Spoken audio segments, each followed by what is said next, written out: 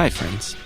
Thank you for joining us for another episode of Hello APGD, a neighborhood podcast about the Audubon Park Garden District in Orlando, Florida. I'm your host, Michael Lothrop, and today we'll be speaking with Andy Walker of Joybird Books, located at 3018 Corinne Drive. If you can't make it into the store, you can also visit them at joybirdbooks.com or on Instagram and Facebook. If you'd like to be a guest on the show, or if you'd like to be a sponsor, please feel free to message me on Instagram at HelloAPGDPod. Thank you for listening. With me today is Andy Walker of Joybird Books. Welcome, Andy. Hello. Thank you for having me over here. Thank you for being here. Yeah. So the first thing, obviously, your shop is just so gorgeous. Like walking in there, it's such a welcoming space. Thank you. You're clearly very family-friendly and dog-friendly. For sure. I wanted to talk about the bird-themed name because that's the first thing, that people notice, too. Sure. So, honestly, it was kind of just random chance. Like, we didn't intend to name it Joybird because we were going to be in the Audubon Park Garden District. I actually have the text messages saved, and I think I posted on Instagram or something. But just one day, randomly, Ollie and I are, messaging each other, and Ollie said, "Wouldn't Joybird be a really cool band name?" And I was like, "Yeah, that is a cool, like Joy Division, like Joybird. That is a cool name." And then it just kind of, sat there for a little bit, and then that was around the time that I won the auction for all those books, and then on the day that I won it, I was like, "How about Joybird Books?" And Ollie was like, "Really? Oh my gosh. And Ollie's last name is Bird. So not officially. Okay. But that's, Ollie is trying to decide if they want to go through the hassle of getting it all legally changed or not. It has a really nice ring to it. It does, right? Yeah, absolutely. So tell me about this auction that you won. Yeah, so that's quite an adventure. But it sounds very interesting. Basically, there's a few websites out there that are not very well known, but you can do bidding on excess stuff from like government agencies and things like that, and universities. Like UCF uses govdeals.com to do it. Okay. And that's how they get all their surplus equipment that they're like, we got to get this out of here. That's how they get rid of it. And so not a lot of people know about those. So, it's pretty easy to snag some things for pretty cheap. For some reason, that night I had expanded my search list for up to Georgia, or up to 500 miles from here, just to see what was out there. And I see 10,000 ex-library books and some pictures, and it's just boxes and boxes of books. And they had the manifest that you could look at. And I was, control Fing, finding all the, all these awesome books. And I'm like, man, this would be amazing to snag this. And so I tossed my bid out there and wait, because the auctions usually last about a week. Nobody else bids. Nothing. Wow. And so by default, I win the auction. Oh my gosh. And the other fun part about this whole thing is that they don't ship the books. They don't ship anything. Okay. You're bidding on stuff that you go pick up yourself. Or you pay someone else to go pick up. Sure. And I wish I would have thought about that latter part before I tried to go pick them all up. So, but that's 10,000 books is a lot. I mean, how many trucks did that fill? Well, if you want to be technical, it filled 2. Okay. But that was because I flew out to Atlanta, got an Uber to a U-Haul place, got a U-Haul.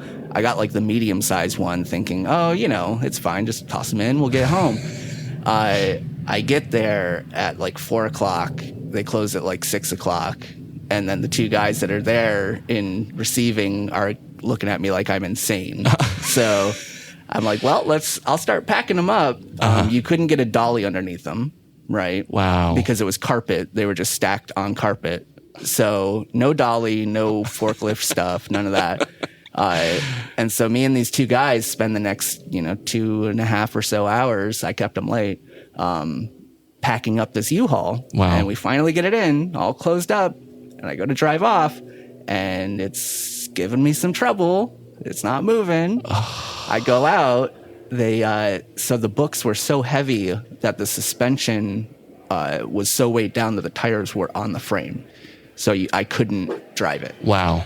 And so I'm freaking out thinking like I was just about to start driving home, but now I'm stuck here. Oh my God.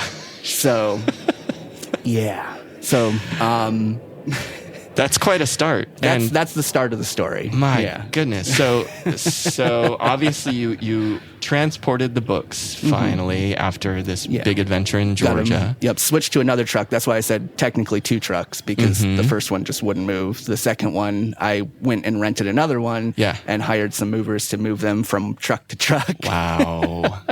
So was this a library that was closing, or were they just kind of reducing their inventory? Yeah, so it was... that's another kind of twist to the story. Is it's a library.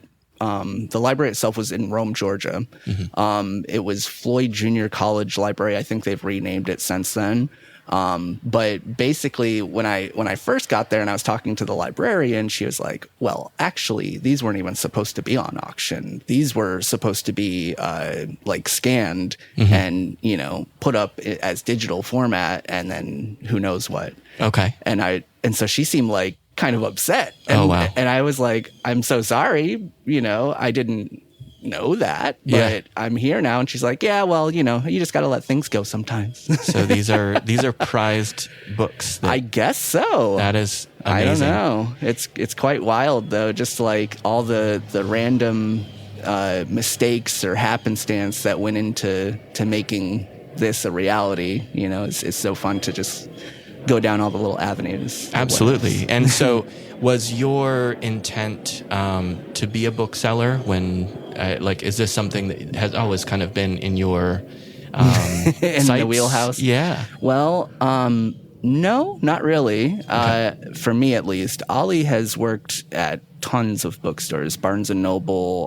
They worked at some other, local ones. They worked at Orange County Library Systems, and then most recently, up until we opened the shop, they worked at Winter Park Public Library before they moved. So, cool. Yeah, so Ollie has been all into Bookland forever. I was a English major at UCF, so I've technically kind of been in Bookland. Sure. I do technical writing as my main gig. Okay.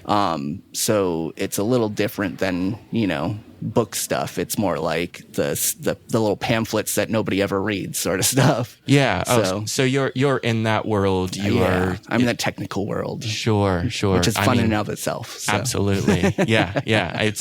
It's an industry that there's always going to be a need for it. And that sort of thing. And, I love having a bookstore in Audubon Park. It's your theming is so nice. Thank you. The fact that, it fits right in with the bird theme of the neighborhood. Right. And it feels like you've been here forever. Like the missing piece or something. Yeah, it really truly is. And, we have other shops that do sell some books, but you have quite a selection of children's books. Yes.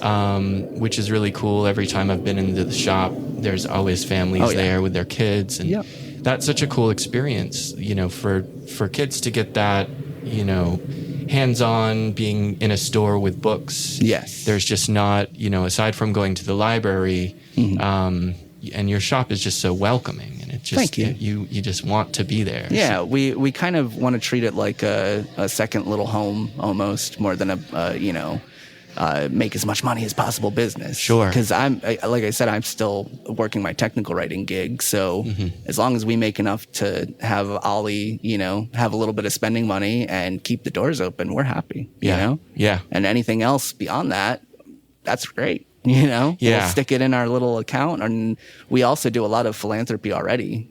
Even in the 6 months, I think we've donated, well over $1,000 to different things. So that's amazing. Yeah. Like we donated a few gift cards to Audubon Park K through 8, and the Rotary Club of Central Florida, a few others. Anyone. Well, maybe I shouldn't say this, but anyone who walks in the door usually will at least think about it. Sure. It's nice to be able to help out that way. Yeah. Clearly, just looking at your social media and going into your shop, you're very community minded. We try to be. Yeah, absolutely. And I think in a community like this, that is the way to make it work, is that Right. people want to support you. They go in, they see what you're doing. I love how, your desk is close to the front door. Right, so you're right. there to greet people. It's just a very, that experience is uncommon these days. Yeah. Yeah. It's funny because it's not even really something that like I think we consciously thought of when we Sure. were setting up the store, but it was just like just having this mindset kind of leads to all those pieces, falling into place like that. So because I actually just recently thought about how like, why don't we move the desk to the back? And I'm like, no, that would suck. We're going to everyone's going to come in and we're going to yell across the store. No, come on. Yeah. Like it's nice being right up front and like anytime someone comes in, being able to be like, hey, how's it going? Anything, were you looking for anything in particular? It works. It's really Yeah. great. And even people walking by, I mean, you're right next to the yoga studio. And I'm waving all day. Totally. Yeah. Yeah. and that's part of it. And it's just like, it's so inviting and people just want to go in and check out what you have. And so you have some new books and then some books from this auction. Yes. So it's since that auction, it's changed quite a bit just because now that we've been in it for 6 months, we're getting into like the automatically refreshing ecosystem of, trading in books and getting donations, et cetera. So yeah, because it has to be it becomes its own thing. Right. So, and we're just kind of there to guide the books into the right places, But yeah, so back to it. We have new books from Bandit's Bookshop, first off. So Bandit's Bookshop is another local book vendor who does not have a brick and mortar, unfortunately. Okay. But they go to a lot of the pop-ups. You've probably seen them pop up in some of these events here in the Audubon Park Garden District. But they get their new books and bring them in. We rent them a shelf space, and then we can say we have new books too. That's so cool. Yeah, and so those, and also new books from all local authors as well. So we work with Borough Press. We get a ton of their books. We work with and basically anyone who has written and published a book. If they have physical copies, we'll say, "Hey, bring it on in." We'll set up a spot for you, and generally it's we take a little portion and they get the most. They get the majority of the proceeds from the sale. So and they get to be in a bookstore. Absolutely. That's awesome. That's the goal for any author, right? It is. It is. And just like learning about how many local authors there are and the fact that there's a place to showcase that talent. Exactly. Yeah. That's how you get a scene. Right. You need kind of a place that is that venue for it. Right. And that's when you say a scene, that's kind of one of the original goals, because back in 2011, when I first moved here for my English degree, I had previously worked on art and literary magazines, and there was like a whole, little community that I was already familiar with. But then I came here for English, for my English degree, and there really wasn't anything like that I, nothing, there were things, but nothing really filled that spot that I could find, you know? Right. And so now here we are 10 years later, and it's like, oh, maybe I could do that. And so it's just all this, happenstance that allows us to do that. Yeah, there will always be a market for that. Obviously you can't compete with online sales in your like endless selection and that sort of thing, but it's not that though. It's not that. Yeah. It's a different experience being in there, talking to a person who knows the inventory, can direct them to certain things. There's lots of gift ideas inside the shop. Exactly. And all those gift ideas, those are all from local creators as well. Only. That's so cool. We don't ever like bulk order from random websites or anything. We work with local creators and they get their cut too. So it's this whole little ecosystem, that's kind of keeping the spirit alive, I guess, of like that the little guy stuff. Right. So it's not just about selling things. Right. It really is about highlighting what is special about the area. These people are here. Right. Like they live here and they make this stuff, and you could make this stuff. You know? That tells such a cool personal story, right? It's exactly. like, I love giving a gift and being able to tell the story of it. Like, I bought this at this really lovely shop, and also these people live here, and they're friends of friends or whatever it is. It's like it's funny because that's really, honestly, that's what gives any of the books that we have value, is the story behind it.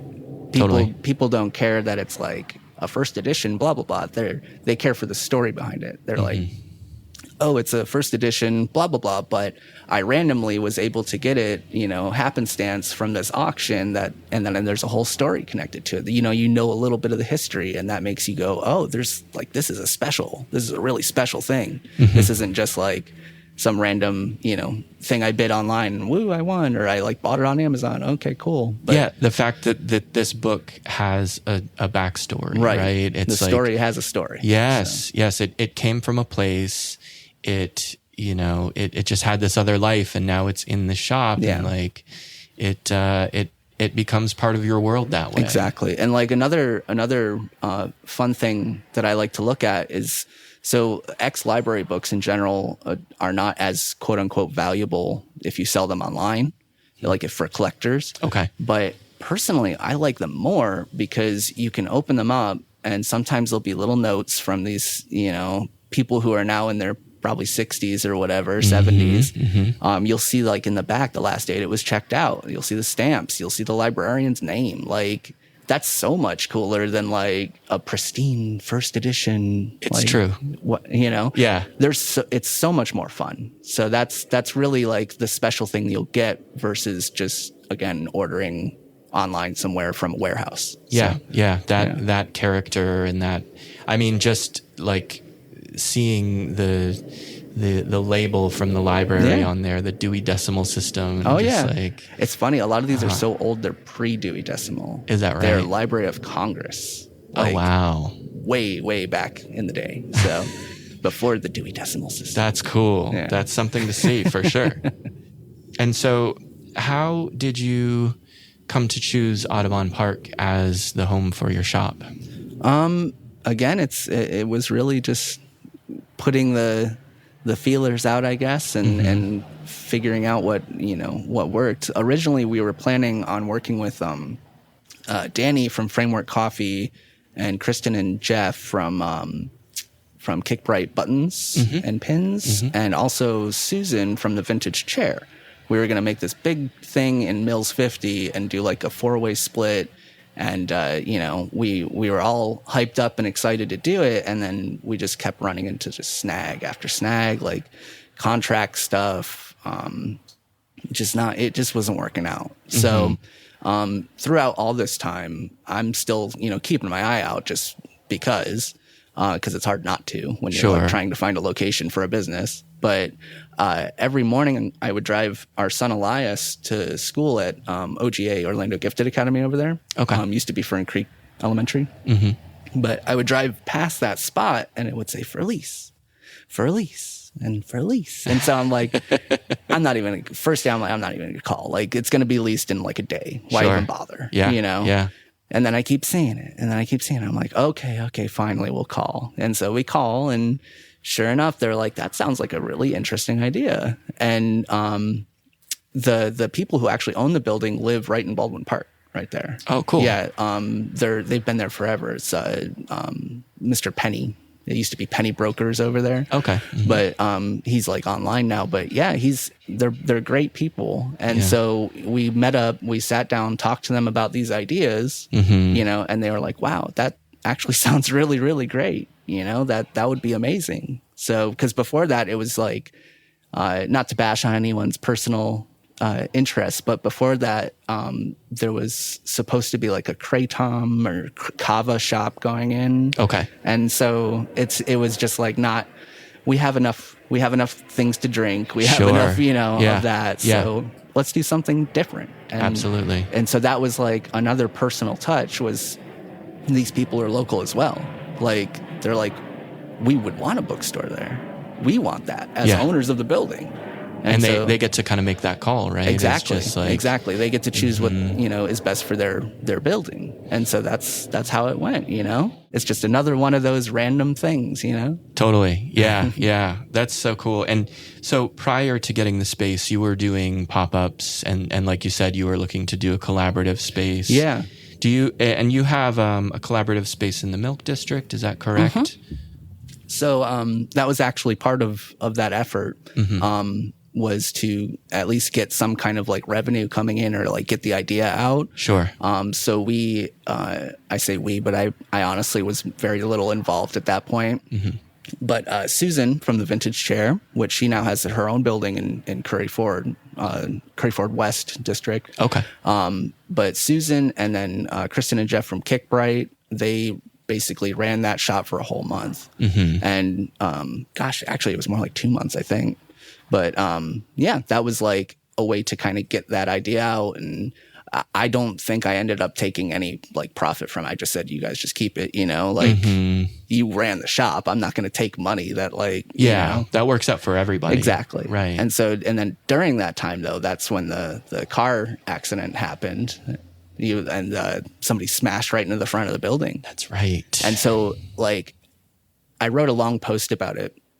But as unfortunate as it is, there's always still going to be like a bright side to it because Kristen and Jeff, Susan, me, and Danny, like all these local business people, we got a bunch of love from the community. Like a bunch of love, a bunch of attention, a bunch of people saying, oh my gosh, these are cool things. And so, as sad as it is, there's still a bright side to a lot of things. Right. Right. That community mindedness, especially in the Main Street districts. Yeah. I mean, the Milk District is relatively new to the Main Street program, and they've been doing an amazing job. Oh yeah. Zach's just building this. Great. Yeah. Zach's amazing. Like just this cohesive branding of the district and this love for the shops there. And for sure. It's such a cool thing to have these different districts thriving the way that they do. Yeah, absolutely. And Audubon is a very established, I mean, we've been a Main Street since 2009. 2009, 2010. And it really does make all that difference because I saw the posts about the car accident. There was somebody that was speeding through there and lost control and smashed into the front and messed up, basically the front of the building. Right. So there was the back entrance, right, that people could still use while construction had to happen. So you didn't have to close up shop, but it was this, very apparent thing that, this is awful and these businesses could potentially suffer from it. And instead it had the opposite effect of people like, oh, I didn't really realize that was there. And I went and checked it out and now I'm like a regular customer. Some press, I guess. Yeah, absolutely. And that's in its own way. Totally. Yeah, it is. And it's interesting how things like that do kind of seem to work out when you have people invested in the community and that really care about it. And I mean, that's why you and Ollie are such perfect fit here in Audubon Park. And thank you. And we were all so excited, on the board for the Main Street district. And, everybody that I've talked to, I just tell them about your shop and send them there. Yeah. Yeah. Cause it just. Jen Marvel's great. Yes. So. Isn't Jen great? Yeah. And so you have a community that supports what you do. You have this programming for your shop. You have the story time and these craft events. And that brings people into the shop and creates this memory and this experience. Right. And that's clearly what you're about, which is awesome. That's what we try to be. I love it. Yeah. And you definitely are. And one of the things that I notice, going into the shop too, is the piano and other musical instruments. Oh, Tell me about that. Yeah. So we're very musically oriented people. Yes. So Ollie is probably double the guitar player I ever have been. Cool. So cool.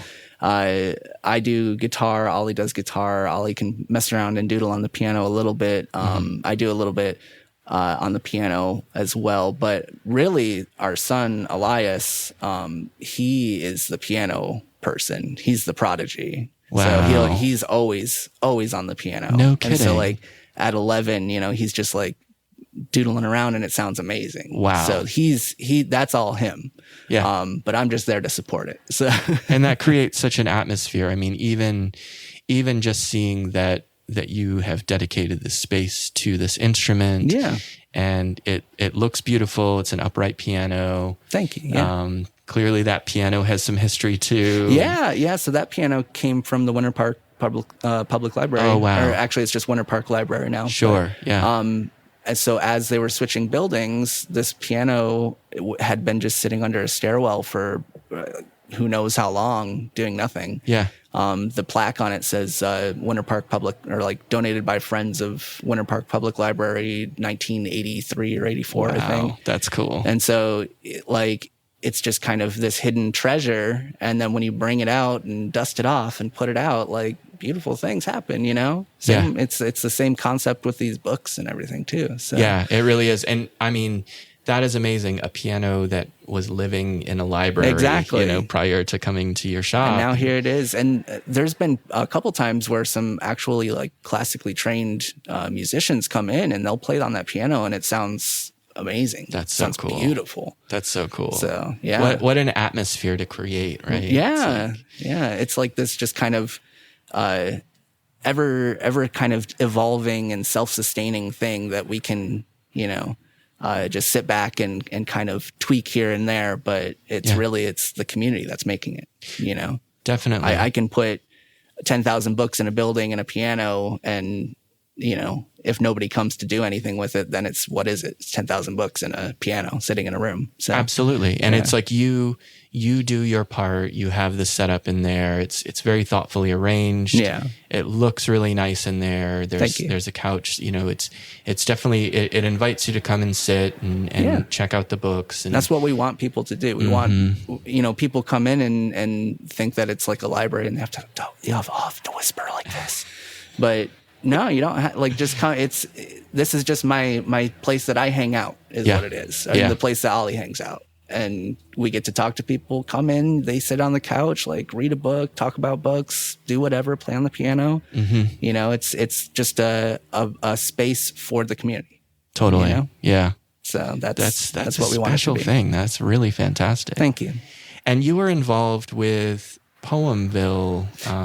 Tell me about that. Yeah, slightly. That was very fun. So Poemville, by the Audubon Park K-8 school, all of the second graders wrote bird-themed poems. Mm-hmm. This is specifically for us. There were lots of things going on throughout the whole community, but for us, they wrote these bird-themed poems, and we have them plastered all over throughout the store, and it's so cool to just go around and get to read all these little minds and their poems that they come up with. Totally. But another very special thing about it was there was a class field trip, and one of the classes from the school came and they sat, and each one by one read their poem aloud and got clapped for, applauded for, and it was so beautiful just to give them that experience. It was so cool. So, wow. What a thing to be part of. And host. Yeah. And, it's again, I just feel very fortunate that, that we can have that spot where these beautiful things happen and I get to be there to witness it, Yeah. That's my perk, Absolutely. Yeah. And it's a conscious effort that you make to invite that into the store. Right. There's an alchemy there that, not everybody understands or has. And you are 6 months into it. Your first day was Small Business Day of Small Business Saturday 2021. Oof. Tell me about that experience. Oof. How was that first week?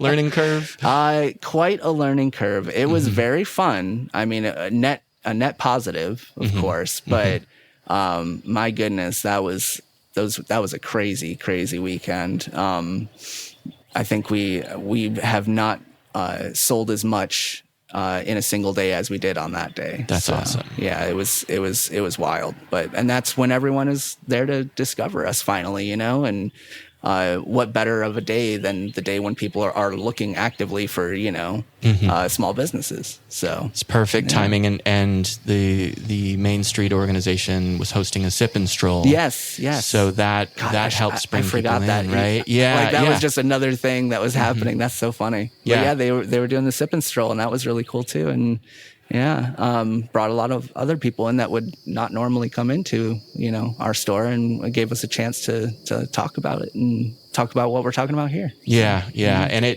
that experience, that sip and stroll, it's like, the shops that participate, they do a pour of wine and sometimes have like small plates.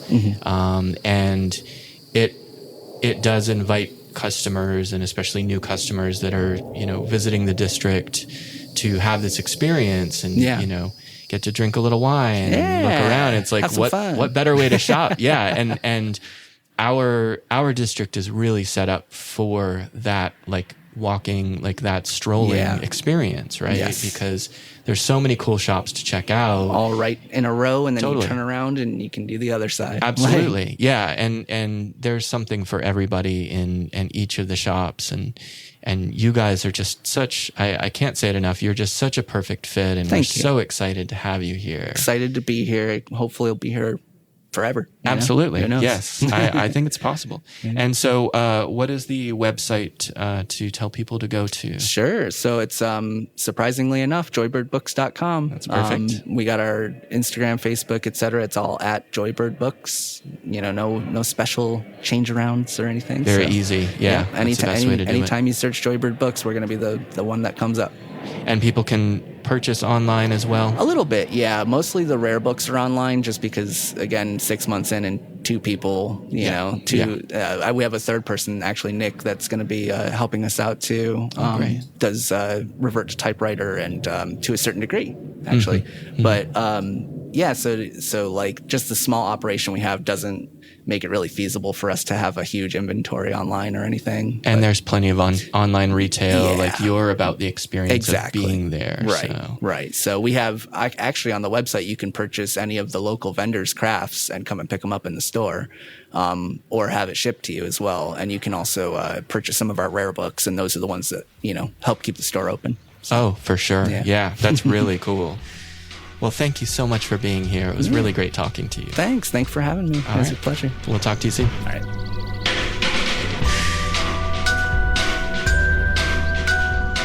Hello APGD, a neighborhood podcast, is brought to you in part by Stardust Video and Coffee, Audubon Park's beloved neighborhood cafe, bakery, bar, and meeting place, located at 1842 East Winter Park Road. We are also sponsored by Red Light Beer Parlor and Brewery.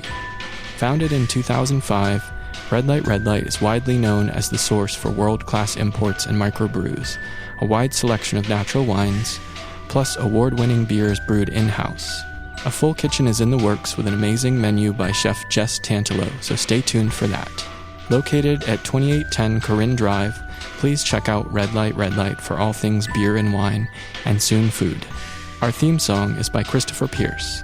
And special thanks goes to Trey Hester for mixing the episode and for all of his help in making this podcast a reality.